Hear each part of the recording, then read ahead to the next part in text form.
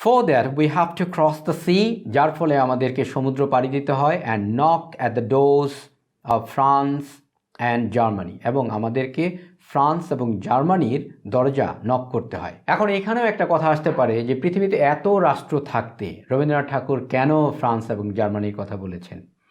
দেখুন, কৃষ্টি, কালচার, দর্শন, তারপরে হলো এগুলোতে আপনাকে এখনও পর্যন্ত ফ্রান্সের নামকরণ করতেই হবে। পৃথিবীর শ্রেষ্ঠ শ্রেষ্ঠ ফিলসফারদের যদি আপনি নাম মুখে নেন, তাহলে আপনাকে ফ্রান্সের কথা মুখে নিতেই হবে। ফ্রান্স কৃষ্টি, কালচার এবং ফিলসফি এ সমস্ত দিক থেকে অনেক উন্নত। পৃথিবীর বড় বড় অনেক থিওরি এই ফ্রান্স থেকে এসেছে। আর জার্মানি দুটো বিশ্বযুদ্ধ তারা ঘটিয়ে দিয়েছে, অর্থাৎ তাদেরকে যদি বিশ্ববিদ্যালয়ের মাধ্যমে তারা বিশ্বযুদ্ধের মাধ্যমে তারা যদি পরাভূত না হতো, তাহলে জার্মানি এখন যেমন আমেরিকা খুব মাথা তুলে আছে, তো জার্মানি সেটা থাকতো। এখনও জার্মানি কম নয়, তবে ভেবে দেখুন আপনারা, প্রথম বিশ্বযুদ্ধের আগে জার্মানির কী পরিমাণে প্রতাপ ছিল। টেকনোলজি, সাহিত্য, ফিলসফি এ সমস্ত দিক থেকে জার্মানি অভূতপূর্ব একটা শক্তি তারা প্রদর্শন করেছিল এবং এখনও পর্যন্ত আছে। যার জন্যই রবীন্দ্রনাথ ঠাকুর এখানে ফ্রান্স এবং জার্মানির নাম নিয়েছেন। দেখুন, তিনি কিন্তু ইংল্যান্ডের কথা বলেন নাই, বিলেতের কথা বলেন নাই। ওই সময় কিন্তু এই দেশ বিলেত শাসিত ছিল, ইংল্যান্ড শাসিত ছিল, তথাপিও তাদের কথা বলে নাই। কারণ হচ্ছে জার্মানি এবং ফ্রান্স এদের যে ডিস্টিংক্ট শক্তি রয়েছে বিভিন্ন ফিল্ডে, সেটা পৃথিবীর অন্য রাষ্ট্রগুলোর নাই। যার জন্য তিনি বলেছেন এই জন্যই আমাদেরকে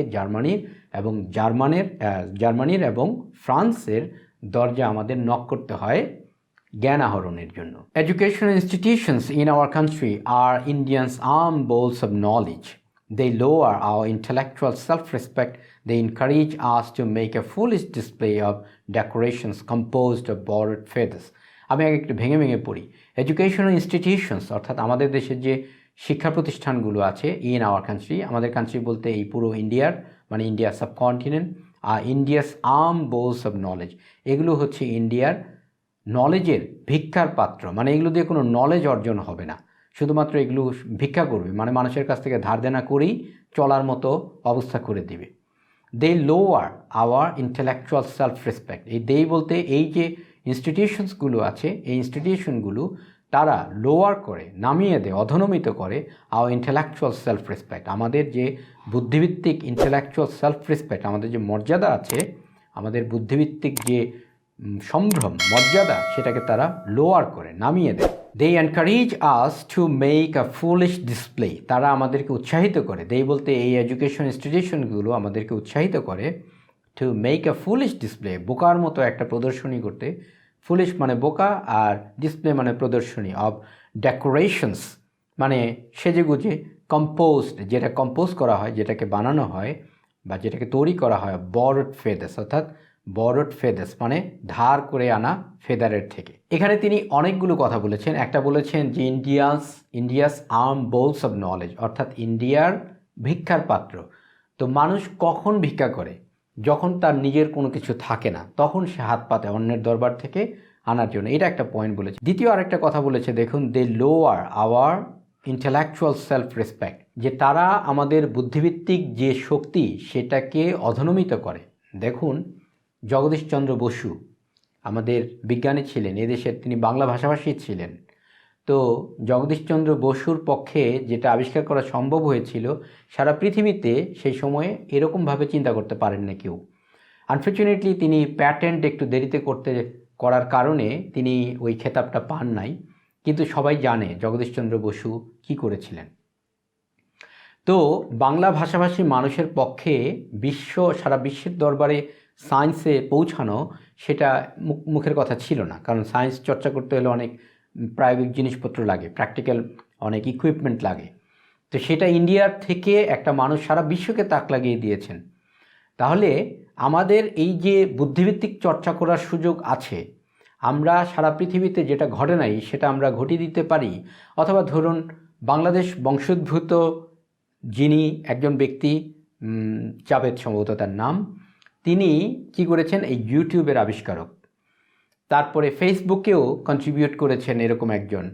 ইন্ডিয়ার থেকে সুন্দর পিচাই, তিনি হচ্ছেন গুগলের সিইও, বর্তমানে প্রায় 12 বছরের বেশি সময় যাবত তিনি একাধারে সিইও আছে। টুইটারের সিইওতে জয়েন করেছেন ইন্ডিয়ান বংশোদ্ভূত একজন। তো এভাবে করে অনেক এক্সাম্পল দেওয়া যাবে যেখানে এই ইন্ডিয়া সাবকন্টিনেন্ট অথবা এই ইন্ডিয়া, বাংলাদেশ, পাকিস্তান এই সমস্ত রাষ্ট্র থেকে যে তারা অনেক ভালো ভালো কাজ করছেন। তো তিনি এটাই বলতে চাচ্ছেন যে আমাদের যে মাথা তুলে দাঁড়াবার মতো মেন্টাল আমাদের যে পাওয়ার আছে, সেই জিনিসটাকে আমাদের এডুকেশনাল ইনস্টিটিউশনগুলো লোয়ার করে দেয়। অর্থাৎ সেই যে আমরা যে মাথা তুলে দাঁড়াবো সেই শক্তিটা না দিয়ে বরং আমাদেরকে আরও অধনমিত করে রাখে, আমাদেরকে আমাদের যে আত্মমর্যাদা বোধ সেটাকে আরও নামিয়ে দেয় এই এডুকেশনাল ইনস্টিটিউশনসগুলো। তিনি আরও বলছেন যে তারা আমাদেরকে এনকারেজ করে to make a foolish display of decorations composed of বরড ফেদার্স। ওই যে একটা গল্প আছে না, একটি কাক ময়ূরের কাছ থেকে পাখা ধার করে এনে তার গায়ের মধ্যে প্রবেশ করা গায়ের মধ্যে লাগিয়ে সে কাকের কাছে যায়। কাক তাকে গ্রহণ করে না, তাকে ভাবে যে ময়ূর হয়েছে, আর ময়ূরের কাছে যায়, ময়ূররা বুঝতে পারে যে সে আসলে কাক, সে ময়ূর নয়। তো রবীন্দ্রনাথ ঠাকুর এখানে তাই বলছেন যে আমরা কি করছি, আমাদের এডুকেশন ইনস্টিটিউশনসগুলো খালি আমাদেরকে উৎসাহিত করে যাতে আমরা বিদেশিদের এডুকেশনাল সিস্টেম, বিদেশিদের পড়াশোনা ওগুলো যাতে আমরা ধার করে নিয়ে আসি। তাহলে আলটিমেটলি অবস্থাটা কি হয়? আলটিমেটলি অবস্থাটা দাঁড়ায় তারা যখন বাংলাদেশিদের কাছে আসে তখন তারা ভাবে যে না তারা তো বাংলাদেশি কালচার বুঝবে না, বাংলাদেশি এডুকেশন বুঝবে না, বাংলাদেশের নর্ম বুঝবে না, তারা তো বিদেশি স্টাইলে চলে। আর যখন বিদেশিদের কাছে যায় তখন আবার তারা আমাদেরকে রিটার্ন করে দেয় না এরা তো আসলে ইংরেজ নয়, বা এরা তো ইউরোপিয়ান নয়, এরা তো হচ্ছে আফ্রিকান, বা এরা তো হচ্ছে এশিয়ান, এরকম। তাহলে রবীন্দ্রনাথ এটাই বলতে চাচ্ছেন যে আমরা বড় হওয়ার চেষ্টা করছি কিভাবে করে, অন্যের কাছ থেকে ধার করে। আর আমাদের এডুকেশন ইনস্টিটিউশনসগুলো এ ব্যাপারেই আমাদেরকে উৎসাহিত করেন।